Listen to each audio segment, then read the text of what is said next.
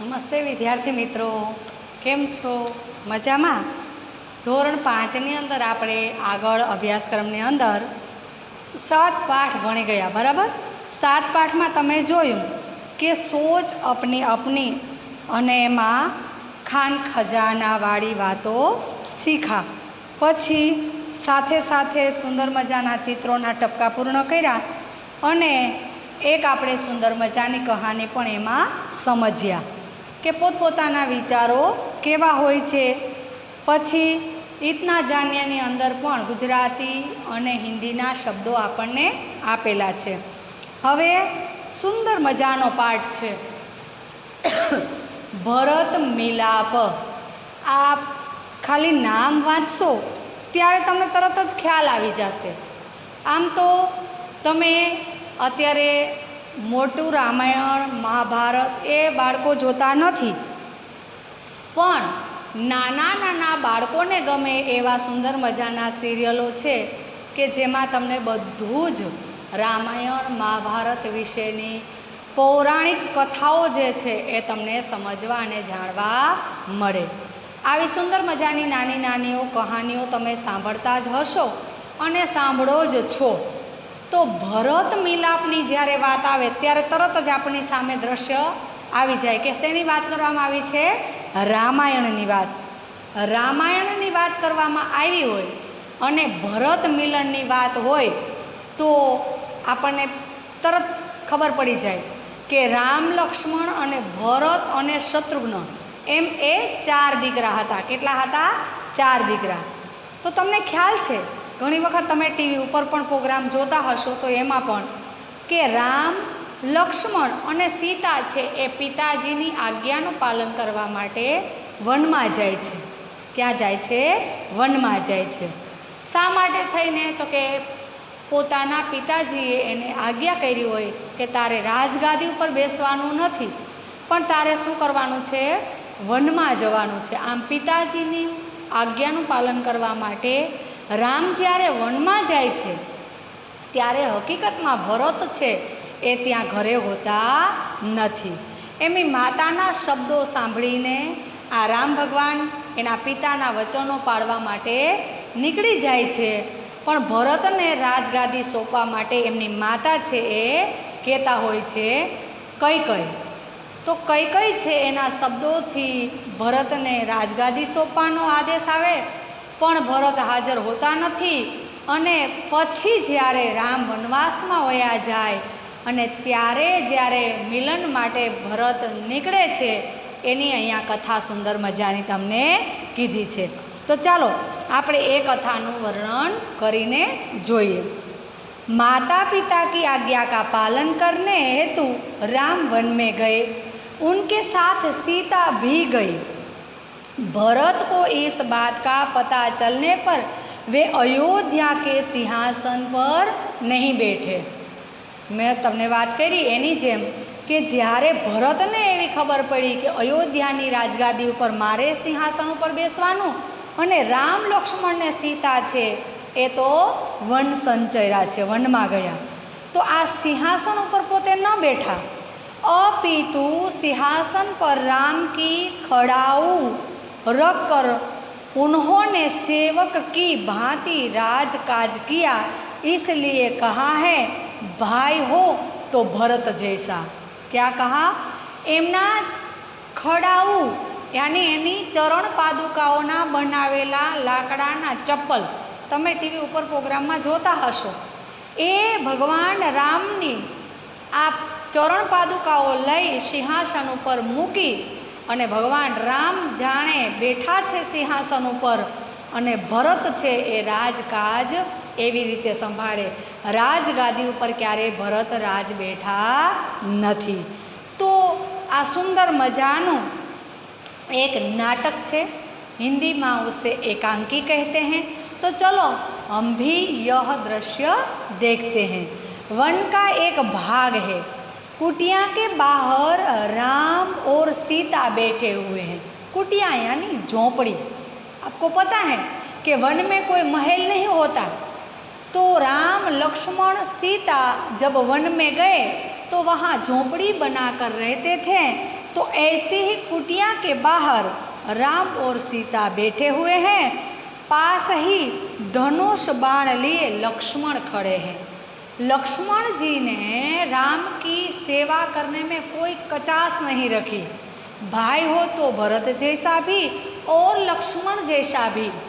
जब तक राम वन में थे तब तक भरत ने राजकाज नहीं संभाला और लक्ष्मण जी ने कभी निंद्रा नहीं की। इतनी सेवा भगवान राम की तो ऐसा दृश्य हमें पहले दिखाई दिया कि एक कुटिया है, झोपड़ी है, और झोपड़ी के पास में राम सीता बैठे हैं और पास में ही धनुष लेकर लक्ष्मण जी खड़े हैं। और फिर जब जब एकांकी नाटक शुरू होता है तो पहले दृश्य होता है, पर्दा होता है। तो पहला दृश्य है, राम बोला, भाई लक्ष्मण जरा देखो तो यह आवाज़ कहाँ से आ रही है। किसने कहा? राम भैया ने कि भाई लक्ष्मण देखो तो सही, कुछ आवाज़ सुनाई दे रही है। लक्ष्मण ऐसे इधर उधर क्या आवाज़ आ रही है। देखकर प्रभु सामने से कुछ लोग आते दिखाई दे रहे हैं। लक्ष्मण जी ने क्या कहा? हे भगवान, हे प्रभु, सामने से बहुत सारे लोग आते हुए मुझे दिखाई दे रहे हैं। राम बोले कि कौन लोग हैं, जरा ध्यान से तो देखो।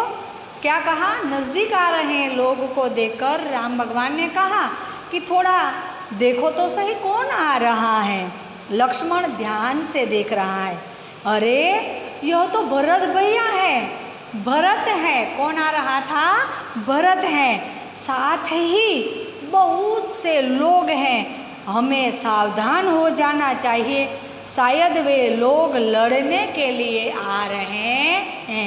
लक्ष्मण है उग्र स्वभाव का था, इसलिए उसने क्या कहा कि अरे भाई भगवान प्रभु, इनके साथ तो बहुत सारे गांव के लोग भी आ रहे हैं, शायद मुझे तो लगता है कि ये लड़ाई झगड़ा करने के लिए भी आ रहे हैं। राम हंसने लगे, क्योंकि राम भगवान हैं।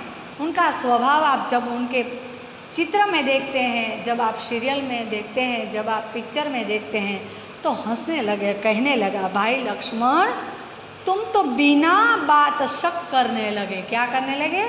कोई सोचे समझे बिना तुम शंका की बात करने लगे हो। इतने वर्ष साथ रहकर भी भरत को नहीं पहचाना क्या? तुम भैया के साथ रहकर, भरत के साथ रहकर, इतने साल रहकर भरत को नहीं पहचाना, तो तुम शंका की बात करने लगे कि लड़ाई झगड़ा करने के लिए आ रहे हैं। लक्ष्मण उत्तेजित होकर क्या हो गया? उतावला। पहचाना क्यों नहीं? उसी माँ का तो बेटा है जिसने वनवास दिलाया। लक्ष्मण जति भी सही है। लक्ष्मण जी ने क्या कहा? क्यों नहीं पहचानता? जिसकी माँ ने हमें वनवास भेजा है उनका ही वह बेटा है। तो सही बात है कि माता ने आज्ञा की कि मेरा बेटा ही सिंहासन पर बैठेगा, तो उसी माँ का बेटा भरत है। तो मुझे पता है, मैं उनको पहचानता हूँ। सीता बोली, इसमें बेचारे भरत का क्या दोष है? क्या कहा? सीता जी ने कहा कि अरे भाई, माता जी ने वनवास के लिए हमें संदेश दिया है, लेकिन उसमें भरत का कोई दोष नहीं है। भरत का क्या दोष? लक्ष्मण जी बोले, लीजिए, सच सब लोग इधर ही आ रहे हैं। क्या कहा? ये सब लोग तो हमारे सामने ही आ रहे हैं, इधर ही आ रहे हैं। ऐसे ही बातें करते करते भरत हैं वह राम की जहाँ कुटिया थी वहाँ आकर पहुँच गए। भरत दौड़ते हुए कुटिया के निकट आया। दृश्य नंबर 2 है, देखो। भरत तो दौड़कर एकदम कुटिया की नज़दीक आया, निकट आया। उनकी आँखों में आंसू बहने लगे, रोने लगा। वे राम के चरणों में पड़ते हैं। राम भरत को उठाकर उनको गले लगा लेता है। कहाँ लगा लेता है? गले लगा लेता है, चरणों में नहीं। भैया तुम मेरे हृदय में हो, तुम मेरे हृदय के स्थान में हो। भरत रोते हुए कहने लगे कि मुझे क्षमा कीजिए प्रभु। क्या कहने लगा? मुझे क्षमा कर दीजिए, मुझे माफ़ कर दीजिए प्रभु। आपको वनवास दिलाने के लिए मेरा कोई हाथ नहीं है। मैंने नहीं कहा था माँ को कि वनवास राम को भेजो, मेरा कोई विचार नहीं था। मुझे क्षमा कर दीजिए भैया प्रभु, आप मुझसे बड़े हैं, आप ही को राजा बनाना चाहिए। क्या कहा? आप तो मेरे से बड़े हैं, आप ही राजा बनना चाहिए, आपको ही राजा बनना चाहिए। मैं आपको लेने आया हूँ, आप सब अयोध्या फिर वापस लौट कर आइए। क्या कहा? मैं आपको लेने के लिए आया हूँ, मुझे राजा नहीं बनना है, आप बड़े हो, आप ही राजा बनो। मैं आपको लेने के लिए आया हूँ, चलो हम सब अयोध्या वापस चले जाते हैं। इन वनवासियों की भी यही इच्छा है और निराश न कीजिए प्रभु, हमें निराश न कीजिए। क्या कहने लगा भरत? कि सब वनवासियों की भी ऐसी ही इच्छा है कि राम भगवान अयोध्या वापस लौट जाए, राजा बने। आप ऐसे ही जंगल में वन में न भटको, चलो अयोध्या की नगरी में वापस आओ। रोते रोते भरत मिलन से राम भगवान को कहने लगे। राम कहते हैं कि भाई भरत, मैं तुम्हारा प्रेम देखकर प्रसन्न हो गया हूँ। क्या कहा? कि मैं तुम्हारा ऐसा प्रेम देखकर बहुत प्रसन्न हो गया हूँ, किंतु मैं माता पिता की आज्ञा का पालन करने हेतु वन में आया हूँ, वनवास पूरा करके ही लौटूंगा।